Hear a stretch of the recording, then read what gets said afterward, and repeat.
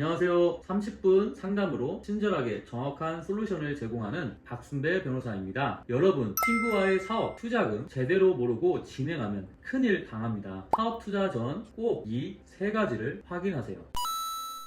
첫 번째, 친구와의 사업을 함께하는 방법에는 세 가지가 있습니다. 하나는 대여금, 둘은 투자금, 셋은 동업계약입니다. 두 번째, 세 가지 중 어떤 법률 관계인지에 따라서 돈을 회수할 수 있는지가 다르게 되므로 그중 어떤 법률 관계가 자신에게 가장 유리한지를 선택해야 합니다. 세 번째, 투자금 회수 시 세 가지 계약 관계에 따라 관련 법리가 다르므로 원금을 회수할 수 있는 방안을 정해야 합니다. 제가 친구와 함께 사업을 하는 케이스를 여러 번 봤는데 그런 법률 관계에 대해서 문서로 잘 정리한 것이 없다 보니 분쟁이 발생하는 경우를 자주 보게 되더라고요. 그리고 사업이 잘 될 것만 생각하다 보니 사업이 잘 안 되었을 경우 투자 원금을 어떻게 회수할지에 대하여 전혀 생각을 하지 않더라고요. 친구와 수익의 반을 나누기로 하였다고 했는데 수익이 난 것인지 마이너스가 된 것인지, 수익이 났다면 얼마의 수익이 난 것인지 이를 정하는 기준이 없다 보니 수익금의 반을 청구할 방도가 없게 됩니다.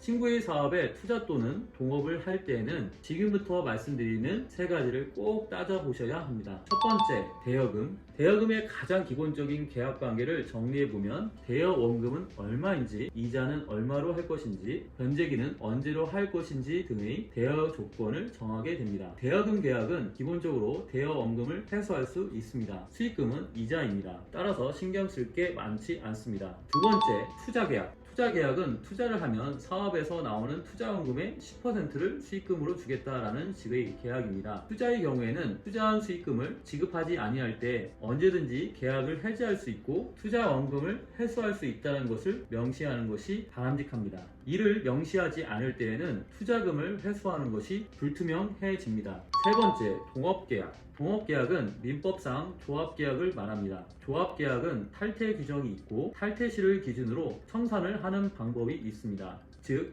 탈퇴 시의 적극재산과 소극재산을 합하여 순자산을 정한 뒤 지분에 따라 정산하게 됩니다. 따라서 사업의 상태가 좋지 않은 경우에는 투자금을 회수하지 못할 수 있습니다. 그리고 탈퇴에 있어서 불리한 시기에는 탈퇴가 허용되지 않기 때문에 탈퇴의 시기와 방법을 정하는 것이 좋겠습니다. 세 가지 계약에 따라 투자금을 회수할 수 있는지 등의 차이점이 발생합니다. 비전문가의 경우에는 세 가지 계약을 구분하는 것이 어렵습니다. 그래서 동업계약을 체결한 것인데 대여를 하였다고 주장하기도 합니다. 즉, 제 의뢰인은 친구와 동업계약을 체결하여 각각 6천만원씩을 투자하여 주식회사 A를 설립하였으며 그 회사를 통하여 식당을 창업하게 되었습니다. 피고는 A 회사의 대표이사이고 원고는 그 회사의 사내이사였는데 사업이 잘 안되어 수익금을 받지 못하게 되자 원고는 피고에게 대여금 6천만원을 반환하라고 소송을 제기하였습니다. 피고는 원고가 준 돈은 동업계약에 따른 투자금이고 장사가 잘 되지 않아 원금을 반환할 수 없다고 다투었습니다. 그러나 원고는 A 회사의 주식을 보유하고 있고 식당의 상호는 원고가 출원한 것이고 식당은 원고의 이름을 전면에 내세워 광고하였으며 원고는 식당의 손익계산서, 지출내역서, 누적 매출 등의 자료를 정리하여 피고에게 전송하였습니다. 따라서 원고는 피고의 동업자로서 A 회사를 설립하고 식당을 운영하기 위하여 이 사건 돈 6천만원을 투자하였고 이 사건 식당을 피고와 함께 운영하였다고 보아야 할 것입니다. 결국 원고의 대여금 청구는 이유가 없으므로 기각되었습니다. 지금까지 내용을 정리해 보자면 돈을 넣었다가 회수하는 것이